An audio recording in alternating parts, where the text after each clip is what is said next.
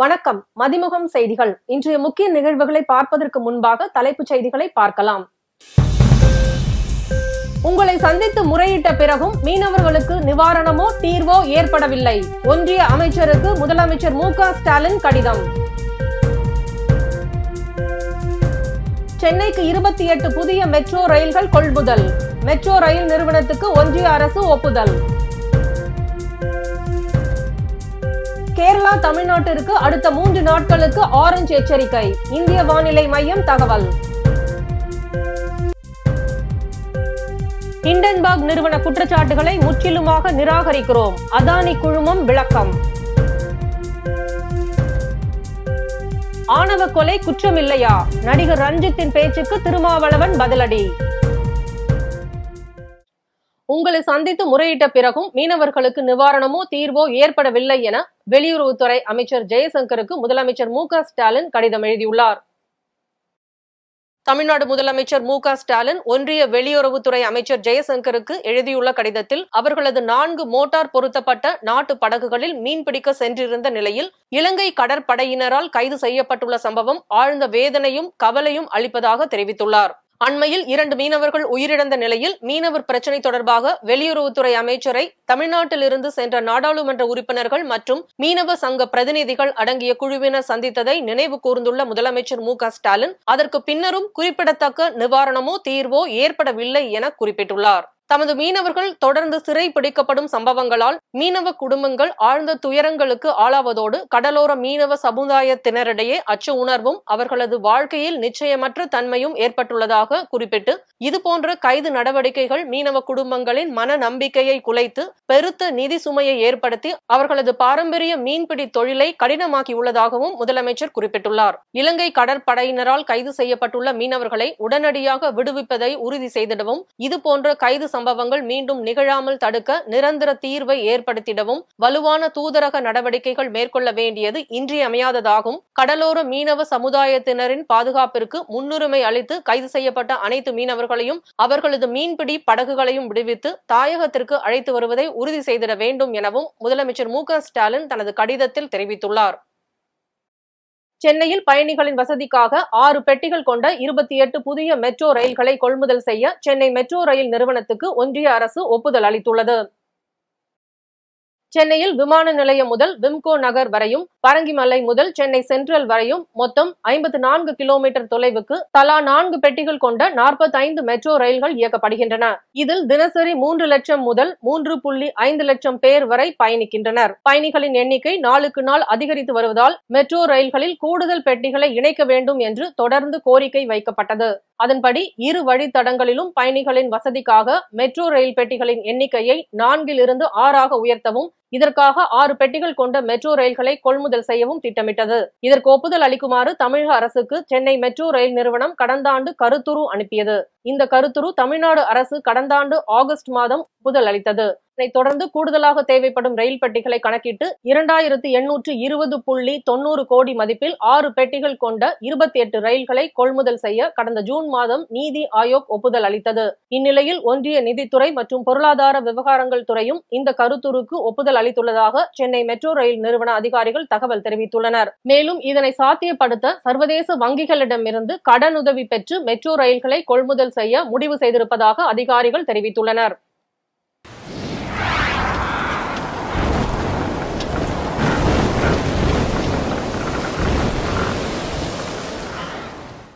தமிழ்நாடு மற்றும் கேரளாவிற்கு இன்று முதல் 3 நாட்களுக்கு மிக கனமழைக்கான ஆரஞ்சு எச்சரிக்கை விடுக்கப்பட்டுள்ளது.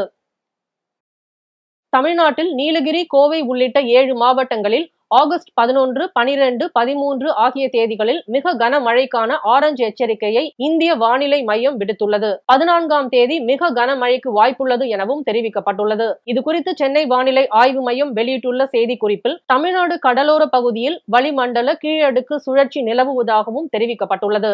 மேற்கு திசை காற்றின் வேக மாறுபாடு காரணத்தால் தமிழ்நாட்டில் அநேக இடங்களிலும் புதுச்சேரி மற்றும் காரைக்கால் பகுதிகளிலும் ஞாயிற்றுக்கிழமை முதல் ஆகஸ்ட் 16 வரை இடி, மின்னல் மற்றும் பலத்த காற்றுடன் கூடிய மிதமான மழை பெய்ய வாய்ப்புள்ளதாக தெரிவிக்கப்பட்டுள்ளது. கேரளாவிலும் இன்றிலிருந்து வரும் 13ஆம் தேதி வரை கன முதல் மிக கனமழைக்கான ஆரஞ்சு நிற எச்சரிக்கையை இந்திய வானிலை ஆய்வு மையம் விடுத்துள்ளது. அதானி நிறுவனம் வெளிநாடுகளில் உருவாக்கிய போலி நிறுவனங்களில் செபி அமைப்பின் தலைவர் மாதவி புட்ச் பங்குகளை வைத்துள்ளதாக ஹிண்டன்பர்க் நிறுவனம் குற்றம் சாட்டியுள்ள நிலையில் இந்த குற்றச்சாட்டுகளை மறுப்பதாக அதானி நிறுவனம் தெரிவித்துள்ளது. இந்தியாவில் மிகப்பெரிய விஷயம் வரப்போவதாக ஹிண்டன்பர்க் நிறுவனம் எக்ஸ் தளத்தில் பதிவு ஒன்றை வெளியிட்டிருந்தது. இந்த பதிவு இணையத்தில் பெரும் புயலை கிளப்பிய நிலையில் அதானி குழும ஊழல் குறித்து மேலும் ஓர் அதிர்ச்சிக்குரிய தகவலை ஹிண்டன்பர்க் நிறுவனம் வெளியிட்டுள்ளது. அதில் ஊழல் புகாரில் தொடர்புடைய அதானி குழுமத்தின் வெளிநாட்டு நிறுவனத்தில் செபியின் தலைவர் மாதவியும் அவரது கணவர் தவால் புட்சும் பங்குகள் வைத்திருந்ததாக தெரிவித்தது. இந்த அறிக்கை தற்போது பெரும் அதிர்வலைகளை ஏற்படுத்தியுள்ளது. இந்த நிலையில் இந்த குற்றச்சாட்டுகளுக்கு அதானி குழுமம் மறுப்பு தெரிவித்துள்ளது. இதில் ஹிண்டன்பர்கின் குற்றச்சாட்டுகள் தவறானவை எனவும் உள்நோக்கம் கொண்டவை எனவும் அடிப்படை ஆதாரமற்றவை எனவும் தெரிவிக்கப்பட்டுள்ளது. அதானி குழுமம் தொடர்பான ஹிண்டன்பர்கின் குற்றச்சாட்டுகளை முழுமையாக மறுக்கிறோம் எனவும் எங்களுடைய வெளிநாட்டு முதலீடுகள் வெளிப்படைத்தன்மை கொண்டவை எனவும் அதானி குழுமம் தெரிவித்துள்ளது. ஆணவ கொலை குற்றமில்லை என்பது அறியாமையை காட்டுவதாக ஆணவ படுகொலை குறித்த நடிகர் ரஞ்சித்தின் பேச்சுக்கு திருமாவளவன் பதிலடி கொடுத்துள்ளார். தமிழர் தந்தை சீபா ஆதித்தனாரின் மூத்த மகனும் மாலை முரசு அதிபருமான மறைந்த ப. ராமச்சந்திர ஆதித்தனாரின் 90வது பிறந்த நாளையொட்டி சென்னை 1000 விளக்கு அண்ணா சாலையில் உள்ள மாலை முரசு அலுவலகத்தில் விடுதலை சிறுத்தைகள் கட்சி தலைவர் திருமாவளவன் மலர் தூவி மரியாதையை செலுத்தினார். பின்னர் திருமாவளவன் செய்தியாளர்களை சந்தித்தார். அப்போது ஆணவ கொலை குற்றமில்லை என்பது அறியாமையை காட்டுவதாக ஆணவ படுகொலை குறித்த நடிகர் ரஞ்சித்தின் பேச்சுக்கு குறித்து கேள்வி எழுப்பப்பட்டது. இதற்கு பதில் அளித்த அவர், படம் எடுத்து லாபம் சம்பாதிக்க சிலர் சமூக நல்லிணக்கத்திற்கு எதிராக பேசுவது நாட்டிற்கு நல்லதல்ல, ஆணவ கொலை குற்றமில்லை என கூறுவது அறியாமையை காட்டுகிறது என்று தெரிவித்தார். ஆணவ கொலையை ஒரு குற்றமில்லை, அது வன்முறை இல்லை என்று சொல்லுவது ஒன்று அரசியல் அறியாமையாக இருக்க வேண்டும் அல்லது வணிக நோக்கமாக இருக்க வேண்டும். அதை வைத்து படம் எடுத்து அதன் மூலம் சம்பாதிக்க வேண்டும், லாபம் ஈட்ட வேண்டும் என்று கருதி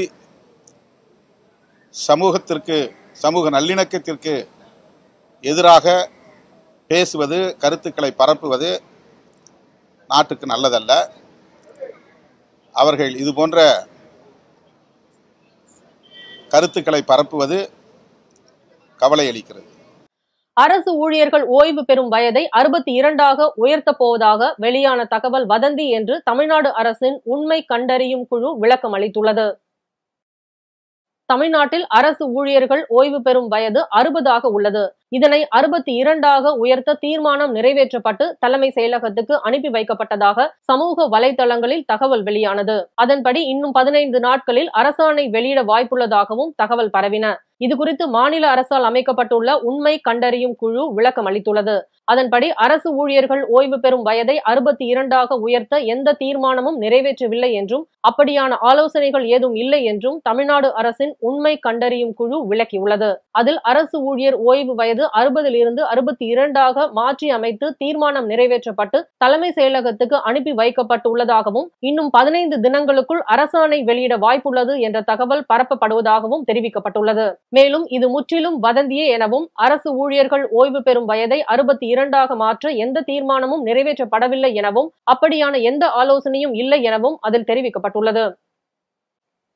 முல்லை பெரியாறு அணையின் நீர்மட்டத்தை 120 அடியாக குறைத்து உத்தரவிடக் கோரி வழக்கறிஞர் மேத்யூ நெடும்பாரா என்பவர் உச்சநீதிமன்றத்தில் மனு தாக்கல் செய்தார்.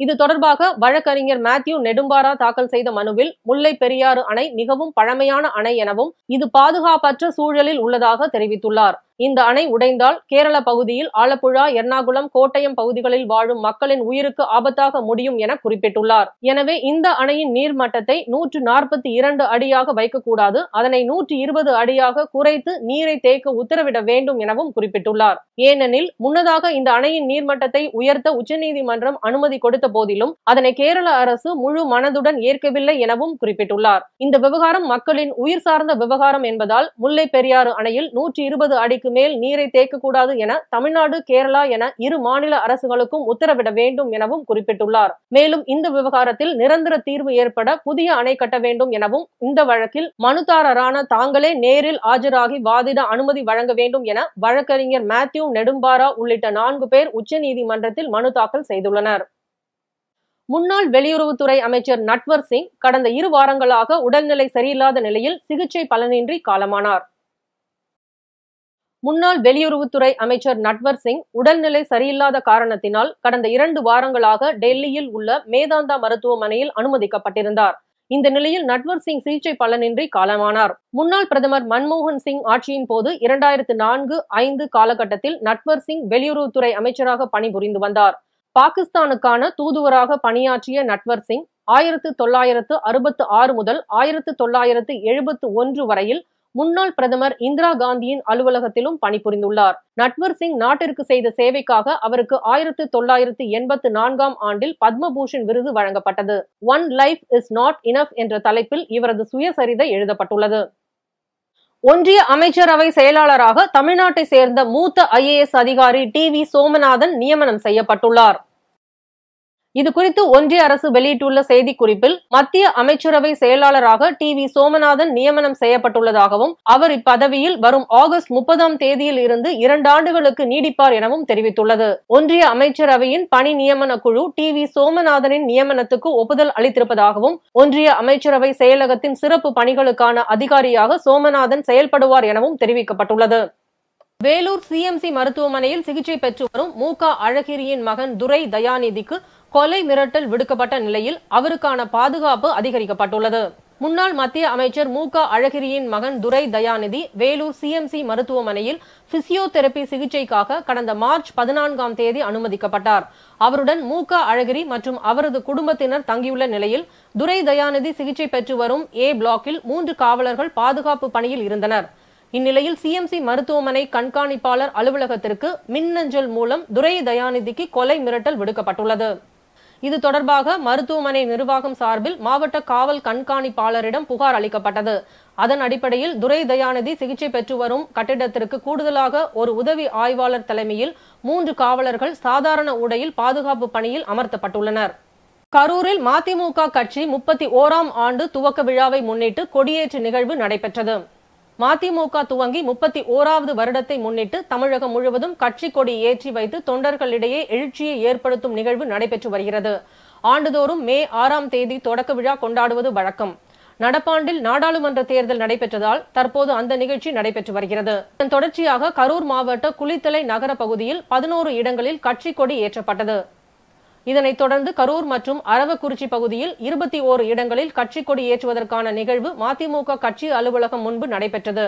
முன்னதாக கட்சியில் தொடர்ந்து 30 வருடங்களாக பணியாற்றி உடல்நலம் இன்றி உயிரிழந்த கட்சி நிர்வாகி தங்கவேல் திருவுருவ படத்தை கட்சியின் மாநில துணை பொதுச் செயலாளர் டாக்டர் ரஃபியா ஷேக் முகமது திறந்து வைத்து மலர் தூவி அஞ்சலி செலுத்தினார். இந்த நிகழ்ச்சியில் கட்சியின் மாவட்ட செயலாளர் ஆசை சிவா, பொதுக்குழு உறுப்பினர் பழனிசாமி, மகளிர் அணி மாவட்ட செயலாளர் பாப்பாத்தி குமரேசன் உள்ளிட்ட கட்சி நிர்வாகிகள் கலந்து கொண்டு கொடியேற்ற நிகழ்வை சிறப்பித்தனர். முன்னேற்ற கழகத்தின் 31வது ஆண்டு விழாவை முன்னிட்டு தமிழகம் முழுவதும் இயக்க கொடிகளை நாங்கள் ஏற்றி வருகிறோம். மே 6ஆம் தேதி எங்கள் இயக்கத்தின் தொடக்க விழா. ஆனால் இப்போ எலெக்ஷன் டைம்னால கோட் ஆஃப் லா இருந்தது.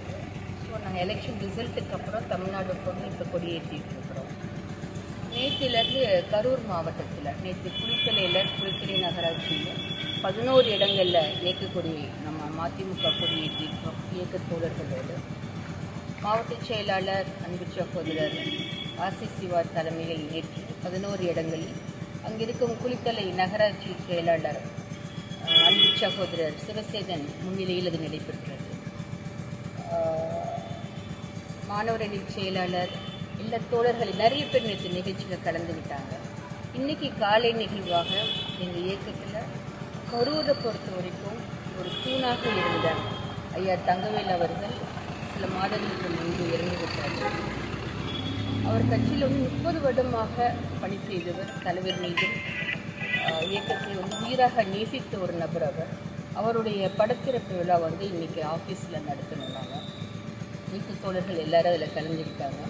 அவருடைய மகனும் செந்திலும் இந்த நிகழ்வில் கலந்து கொண்டது எங்களுக்கு ரொம்ப சந்தோஷமாக இருக்குது. தங்கவேல் ஐயாவுடைய புகழ் எப்பொழுதும் நிலைத்திருக்கும். இந்த இயக்கம் என்றும் அவருக்கு நன்றி படுறதுக்கு கடமைப்பட்டிருக்குன்னு சொல்லி இந்த நேரத்தில் நான் சொல்லிக்க விரும்புகிறேன். திருப்பூர் மாவட்டத்தில் மருத்துவத்துறை சார்பில் கட்டப்பட்டு வரும் பணிகளை ஆய்வு மேற்கொண்டார் அமைச்சர். திருப்பூர் வேலம்பாளையத்தில் கட்டப்பட்டு வரும் அரசு மருத்துவமனை கட்டுமான பணிகளை மருத்துவம் மற்றும் மக்கள் நல்வாழ்வுத்துறை அமைச்சர் சுப்பிரமணியன் ஆய்வு மேற்கொண்டார். இந்த ஆய்வில் மாவட்ட ஆட்சியர் கிறிஸ்துராஜ், சட்டமன்ற உறுப்பினர் செல்வராஜ், மாநகராட்சி ஆணையாளர், மாநகராட்சி மேயர், அரசு மருத்துவமனை மருத்துவர்கள், செவிலியர்கள் உட்பட பலர் கலந்து கொண்டனர். இந்த ஆய்வை அடுத்து செய்தியாளர்களை சந்தித்த அவர், பல்வேறு மாநிலங்களை சேர்ந்த தொழிலாளர்கள் திருப்பூரில் தங்கி பணியாற்றுவதால் தற்போது 86 படுக்கைகள் கொண்ட இம்மருத்துவமனையை 100 படுக்கைகளுடன் மேம்படுத்தி கட்டப்படுவதாக அவர் தெரிவித்தார். மேலும் அனைத்து பணிகளும் முழுமை பெறும் தருவாயில் உள்ளதாக தெரிவித்தார். செப்டம்பர் மாதம் திறப்பு விழா நடைபெற உள்ளதாகவும் இதனை முதலமைச்சர் திறந்து வைப்பார் என தெரிவித்தார். வேலம்பாளையம் பகுதியில் புதிதாக கட்டப்பட்டு வருகிற மருத்துவமனையின் கட்டிடப் பணிகள் பற்றிய ஆய்வு மரியாதைக்குரிய சட்டமன்ற உறுப்பினர், மாவட்ட ஆட்சித்தலைவர், வணக்கத்திற்குரிய மேயர் உள்ளிட்ட மக்கள் பிரதிநிதிகளோடு ஆய்வு செய்யப்பட்டது. இந்த மருத்துவமனையை பொறுத்தவரை இந்த மருத்துவமனையின் கட்டுமான பணிகள் என்பது முழுமை பெறும் தருவாயில் இருக்கிறது. இதற்கான மருத்துவமனை ஊழியர்கள் ஒரு 44 பேர் மிக விரைவில் பணி அமர்த்தப்படவிருக்கிறார்கள்.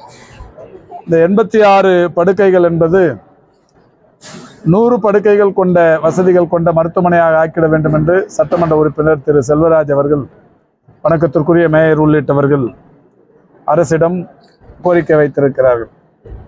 திருப்பூரை பொறுத்தவரை பல்வேறு வெளி மாநிலங்களிலிருந்தும் பல்வேறு மாவட்டங்களிலிருந்துமாக ஏராளமான தொழிலாளர்கள் இங்கே பணியாற்றி கொண்டிருக்கிற பகுதி என்பதாலே இந்த மருத்துவமனையின் கட்டமைப்பை மேலும் உயர்த்துவது என்பது அவசியமாகிறது. அந்த வகையில் 86 படுக்கைகளை 100 படுக்கைகளுடன் கொண்ட மருத்துவமனையாக தரம் உயர்த்த வேண்டும் என்று சொல்லியிருக்கிறார்கள். இன்னும் ஒரு 1.5 மாத கால இடைவெளியில் முழுமைப்படுத்தப்படவிருக்கிறது. 1.5 மாத கால இடைவெளியில் இந்த முழு பணிகளும் நிறைவுற்று 100 படுக்கைகள் கொண்ட இந்த பிரம்மாண்டமான மருத்துவமனை மாண்புமிகு தமிழ்நாட்டின் முதலமைச்சர் அவர்களின் வாயிலாக திறந்து வைக்கப்படவிருக்கிறது. பல்வேறு மாவட்டங்களில் நடைபெற்ற நிகழ்வுகளை களத்தில் மதிமுகம் பகுதியில் பார்க்கலாம்.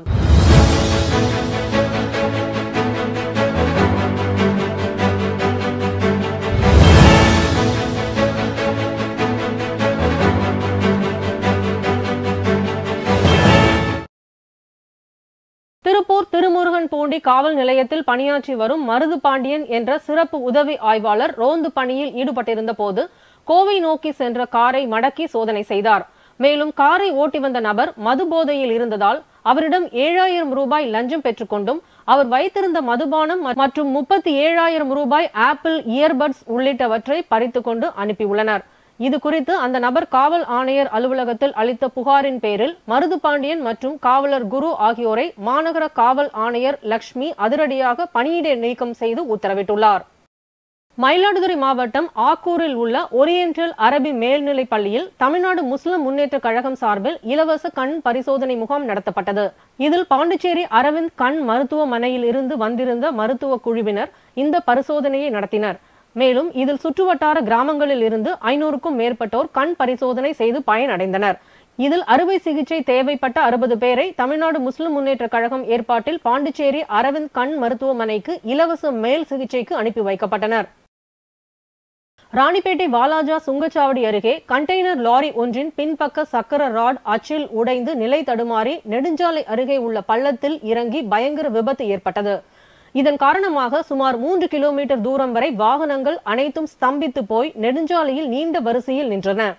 இதனை அடுத்து தகவலின் பேரில் சம்பவ இடத்திற்கு விரைந்து வந்த போலீசார் பள்ளத்தில் இறங்கிய லாரியை கிரேன் மூலமாக அப்புறப்படுத்தி நீண்ட வரிசையில் நின்ற போக்குவரத்தை சீர்படுத்தினர். வேலூர் மாவட்டம் காட்பாடி அருகே புகழ்பெற்ற சுந்தரி அம்மன் ஆலய ஆடி மாத விழாவில் அம்மனுக்கு 501 குட பால் கொண்டு வரப்பட்டு பொதுமக்கள் தங்கள் கைகளாலேயே அம்மனுக்கு அபிஷேகம் செய்தனர். மேலும் தனியார் பள்ளி மாணவ மாணவிகளை கொண்டு பரதம், யோகா, இசை கருவிகளை வாசிப்பு போன்ற வகைகளை கொண்டு மக்கள் புதியதாக முயற்சியாக இவ்விழாவினை நடத்தினார்கள். இதனால் மாணவர்களிடம் புதைந்து கிடந்த பல திறமைகளை கிராம மக்கள் வெளிக்கொண்டு வந்ததுடன் நிகழ்ச்சிகளை ஆர்வமுடன் கிராம பொதுமக்களும் பெற்றோர்களும் கண்டு ரசித்தனர். மாணவர்களின் இந்த முயற்சியை ஊக்கப்படுத்தும் நோக்கில் இந்த நிகழ்ச்சியில் கலந்து கொண்டு திறமையை வெளிக்காட்டி மாணவர்களுக்கு பரிசுகளும் வழங்கப்பட்டது. இதனால் மாணவர்களும் மகிழ்ச்சி அடைந்து விழாவும் நடந்தது. திருப்பத்தூர் மாவட்டம் ஆம்பூர் பகுதியை சேர்ந்த எழில்குமார் வேனை வாடகைக்கு விட்டு தொழில் செய்து வருகிறார்.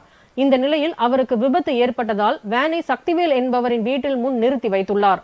இந்நிலையில் கடந்த 3ஆம் தேதி திருடு போனதாக 6ஆம் தேதி சக்திவேல் தகவல் கொடுக்க அதன் பெயரில் அங்கு சென்று பார்த்தபோது வேன் இல்லாததால் அதிர்ச்சியடைந்த எழில் காவல் நிலையத்தில் புகார் அளித்தார். காவலர்கள் வழக்கு பதிவு செய்த நிலையில் சக்திவேல் மீது சந்தேகம் அடைந்து விசாரணை மேற்கொண்டதில் அன்பரசன் என்பவர் மூலமாக 80,000 ரூபாய்க்கு சிலம்பரசன் என்பவருக்கு விற்பனை செய்ததாகவும் சிலம்பரசன் சில நாட்களில் கார்த்தி என்பவருக்கு விற்பனை செய்ததும் தெரியவந்தது. இதனைத் தொடர்ந்து 4 பேரையும் நீதிமன்றத்தில் ஆஜர்படுத்தப்பட்டு சிறையில் அடைத்தனர். நண்பராக பழகியவரே வேனை விற்பனை செய்துவிட்டு நாடகமாடிய சம்பவம் அப்பகுதியில் பெரும் பரபரப்பை ஏற்படுத்தியுள்ளது. மயிலாடுதுறை அருகே TPML கல்லூரியில் இயற்பியல் துறையில் 1980 முதல் 2000 வரை 20 ஆண்டுகளில் பயின்ற முன்னாள் மாணவர்கள் கல்லூரிக்கு தொடர்ச்சியாக பல்வேறு நலத்திட்டங்களை வழங்கி வருகின்றனர்.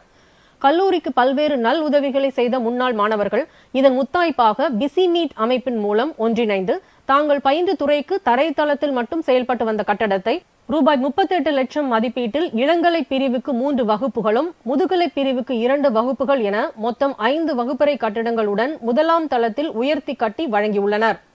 மேலும் இதன் திறப்பு விழாவில் TLLC பிஷப் கிறிஸ்டியன் சாம்ராஜ் மற்றும் பூம்புகா சட்டமன்ற உறுப்பினர் நிவேதா முருகன் கலந்து கொண்டு வகுப்பறை கட்டிடங்களை ரிப்பன் வெட்டி மாணவர்களின் பயன்பாட்டுக்காக திறந்து வைத்தார். வருகின்ற ஆகஸ்ட் 15ஆம் தேதி இந்திய சுதந்திர தினத்தை முன்னிட்டு விருதுநகர் நகராட்சியில் தமிழ்நாடு மெர்கன்டைல் வங்கி JCI இணைந்து நடத்திய மாபெரும் மாரத்தான் போட்டியை சட்டமன்ற உறுப்பினர் ARR ஸ்ரீனிவாசன், நகர்மன்ற உறுப்பினர் மாதவன் ஆகியோர் கொடியசைத்து துவக்கி வைத்தனர். மேலும் இந்த மாரத்தான் போட்டியில் மாணவ மாணவிகள், மூத்த குடிமக்கள் மற்றும் பெண்கள் என 700க்கும் மேற்பட்டோர் கலந்து கொண்டனர். இந்த மாரத்தான் ஓட்ட பந்தயமானது KVS மேல்நிலை பள்ளியில் ஆரம்பித்து அரசு மருத்துவக் கல்லூரி மருத்துவமனை, பழைய பேருந்து நிலையம் மற்றும் நகரின் முக்கிய வீதி வழியாக வந்து மீண்டும் அதே பள்ளியில் முடிவடைந்தது. இதில் 3 இடங்களை பிடித்தவர்களுக்கு ரொக்க பரிசும் மேலும் கலந்து கொண்ட அனைவருக்கும் பதக்கமும் சான்றிதழ்களும் வழங்கப்பட்டன.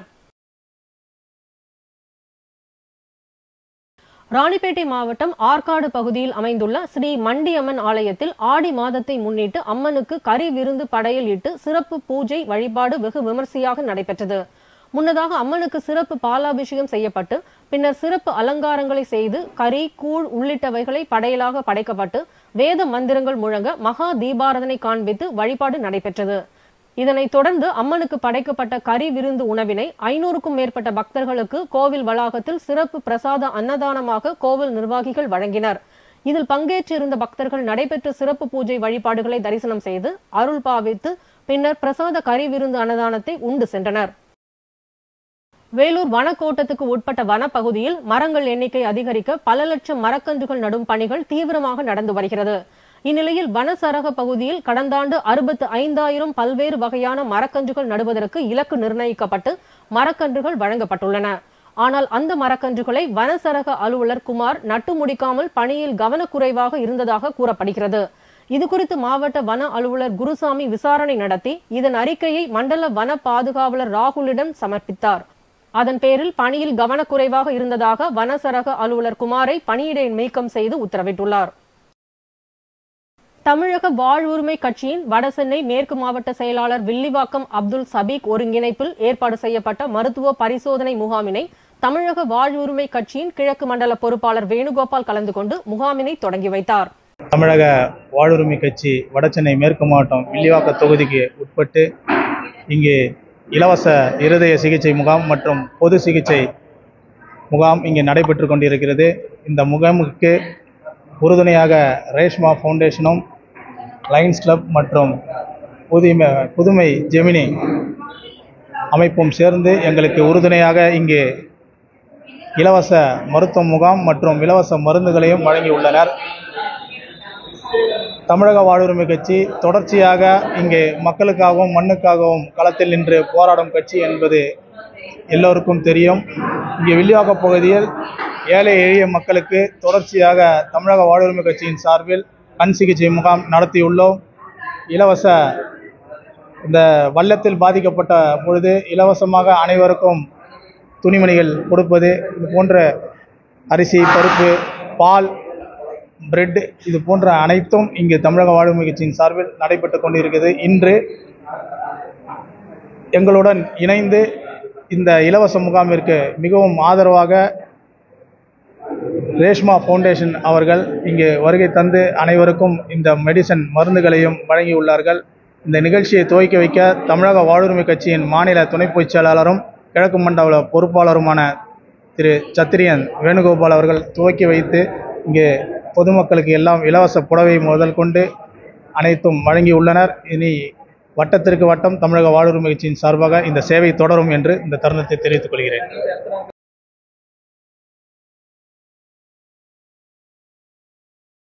விருதுநகரில் ஆகஸ்ட் 19ஆம் தேதி 185வது உலக புகைப்பட தினத்தை முன்னிட்டு இரத்த தான முகாம் நடைபெற்றது. இந்நிகழ்ச்சியின் துவக்கமாக தேசபந்து மைதானத்தில் சுதந்திர தின நினைவு ஸ்தூபியை ஒரே நேரத்தில் அனைத்து புகைப்பட கலைஞர்களும் குழுவாக போட்டோ எடுக்கும் நிகழ்வு நடைபெற்றது. அதனைத் தொடர்ந்து இரத்த தானம் நடைபெறும் பள்ளி வரை பேரணியாக சென்று இரத்த தான முகாமில் கலந்து கொண்டனர். இந்த விழாவிற்கு துணை காவல் கண்காணிப்பாளர் எஸ் பவித்ரா தலைமை தாங்கினார். சிறப்பு அழைப்பாளர்களாக நகராட்சி commissioner Tamilselvi Ponnusamy, Tamil Nadu video photographer association துணைத் தலைவர் மற்றும் போட்டோகிராஃபர் வீடியோகிராஃபர் அசோசியேஷன் சங்க நிர்வாகிகள் கலந்து கொண்டனர். இந்த முகாமில் 100க்கும் மேற்பட்ட பொதுமக்கள் மற்றும் போட்டோ மற்றும் வீடியோ சங்க உறுப்பினர்கள் இரத்த தானம் செய்தனர். இது குறித்து செய்தியாளர்களிடம் பேசிய அப்துல் ஷஃபிக், எங்கள் தலைவர் வேல்முருகன் அவர்களின் ஆணைக்கிணங்க பொதுமக்கள் பயன்பெறும் வகையில் இலவசமாக இதயம் மற்றும் பொது மருத்துவ முகாம் சிறப்பாக நடைபெற்று வருவதாக தெரிவித்தார். காசாவில் அகதிகள் தங்கியிருந்த பள்ளி மீது இஸ்ரேல் நடத்திய வான்வழி தாக்குதலில் 100க்கும் மேற்பட்டோர் பலியாகினர். கிழக்கு காசாவின் தராஜ் மாவட்டத்தில் ஒரு பள்ளியில் ஏராளமான பாலஸ்தீனர்கள் தங்க வைக்கப்பட்டுள்ளனர். காலை தொழுகை செய்து கொண்டிருந்த போது இஸ்ரேல் வான்வழி தாக்குதல் நடத்தியது. இதில் 100 பேர் பலியாகினர். 50க்கும் மேற்பட்டோர் படுகாயங்களுடன் சிகிச்சை பெற்று வருகின்றனர். மீண்டும் தலைப்புச் செய்திகள். உங்களை சந்தித்து முறையிட்ட பிறகும் மீனவர்களுக்கு நிவாரணமோ தீர்வோ ஏற்படவில்லை. ஒன்றிய அமைச்சருக்கு முதலமைச்சர் மு.க. ஸ்டாலின் கடிதம். சென்னைக்கு 28 புதிய மெட்ரோ ரயில்கள் கொள்முதல். மெட்ரோ ரயில் நிறுவனத்துக்கு ஒன்றிய அரசு ஒப்புதல். கேரளா தமிழ்நாட்டிற்கு அடுத்த 3 நாட்களுக்கு ஆரஞ்சு எச்சரிக்கை. இந்திய வானிலை மையம் தகவல். ஹிண்டன்பர்க் நிறுவன குற்றச்சாட்டுகளை முற்றிலுமாக நிராகரிக்கிறோம். அதானி குழுமம் விளக்கம். ஆணவ கொலை குற்றமில்லையா? நடிகர் ரஞ்சித்தின் பேச்சுக்கு திருமாவளவன் பதிலடி. இத்துடன் செய்திகள் நிறைவடைந்தன. மீண்டும் செய்திகள் காலை 8 மணிக்கு. மேலும் செய்திகளை தெரிந்து கொள்ள மதிமுகம் பிரைம் யூடியூப் தளத்தில் இணைந்திருங்கள்.